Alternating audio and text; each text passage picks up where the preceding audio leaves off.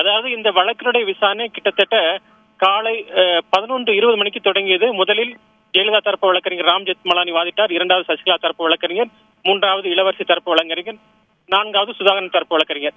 இப்படி 4 தரப்பு வாதங்களும் கிட்டத்தட்ட ஒரு 2-3 மணி அளவில் முடிவடைந்தது. முடிவடைந்த பின்பு அரசு தரப்பு வழக்கறிஞர் பவானி சிங் ஆஜராகி ஏற்கனவே அவர் இந்த வழக்கில் தான் ஜாமீன் கொடுப்பதற்கு எதிர்ப்பு தெரிவித்து ஒரு அப்ஜெக்ஷன் பெட்டிஷன், ஒரு விரிவான பதில் மனுவை எதிர்ப்பு தெரிவித்து பதிவு செய்திருந்தார்.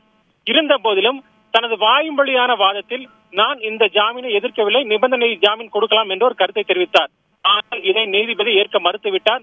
அவர் நீதிபதி சந்திரசேகர் விரிவான ஒரு உத்தரவை பிறப்பித்துள்ளார். கிட்டத்தட்ட ஒரு 1/4 மணி நேரம் இந்த உத்தரவு பிறப்பிக்கப்பட்டது. அந்த உத்தரவில் பல்வேறு உத்தரவுகளை மேற்கோள் காட்டி தீர்ப்புகள், உயர்நீதிமன்ற தீர்ப்புகள், உச்ச நீதிமன்ற தீர்ப்புகள் அனைத்துமே ஊழலுக்கு எதிராகத்தான் உள்ளது. எனவே உதாரணத்துக்கு சென்னை உயர்நீதிமன்ற டிவிஷன் பெஞ்ச் தீர்ப்பு கூட அவ்வாறுதான் உள்ளது. ஊழல் அனைத்து நடவடிக்கைகளையும் ஒழிக்கக்கூடிய ஒரு கிருமி. எனவே அதை அனுமதிக்க முடியாது. எனவே இந்த வழக்கை நான் ஜாமீன் வழக்கை தள்ளுபடி செய்கிறேன், தண்டனையை நிறுத்தி வைக்க முடியாது என்று கூறி அனைத்து வழக்கையும் தள்ளுபடி செய்துவிட்டார். மேலும் இந்த வழக்கை தலைமை நீதிபதிக்கு பரிந்துரைத்துள்ளார். இதனது அடுத்த கட்டம் என்ன? இது பெங்களூரு அரசு பெங்களூரு உயர்நீதிமன்ற தலைமை நீதிபதி வசம் போகிறதா, இல்ல அடுத்த ரிஸ்பெக்ட் சுப்ரீம் கோர்ட் தானா? அடுத்த கட்டம் என்ன? அடுத்த கட்டமாக இந்த உத்தரவை பெற்றுக்கொண்டு உச்ச நீதிமன்றம் தான் செல்ல வேண்டும். அது அவர் நடைமுறைக்காக இந்த வழக்கை தள்ளுபடி செய்து அவர் தலைமை நீதிபதி பரிந்துரை விட்டார். இருந்த போதிலும் ஒரு விரிவான உத்தரவு பிறப்பிக்கப்பட்டால் பல உயர் நீதிமன்ற உச்ச நீதிமன்ற தீர்ப்புகளை மேற்கோள் காட்டி ஏன் இந்த வழக்கை நான் நிராகரிக்கிறேன், ஏன் ஜாமீனை நிராகரிக்கிறேன் என்று கூறி ஊழலுக்கு எதிராக நிறைய தீர்ப்புகளை, உதாரணத்துக்கு லல்லு பிரசாத் யாதவ் அவருடைய தீர்ப்பையும் சுட்டிக்காட்டி, சென்னை உயர்நீதிமன்றம் வழங்கிய ஒரு முக்கியமான ஊழலுக்கு எதிரான தீர்ப்பையும் சுட்டிக்காட்டி அந்த ஜாமீன் மனுவை தள்ளுபடி செய்துள்ளார். எனவே ஜெயலலிதா தரப்பு வழக்கறிஞரின் அடுத்த கட்ட நடவடிக்கை என்பது உச்ச நீதிமன்றம் தான். ஏனென்றால் நாளை கர்நாடக உயர்நீதிமன்றம் விடுமுறை. இனி கர்நாடக உயர்நீதிமன்றத்தில் ஜெயலலிதா தரப்பு வழக்கறிஞர்கள் அடுத்த கட்ட நடவடிக்கை எந்த முயற்சியும் எடுக்க மாட்டார்கள். இங்கு முயற்சி எடுப்பதும் வீண் என்று தெரிந்துவிட்டது.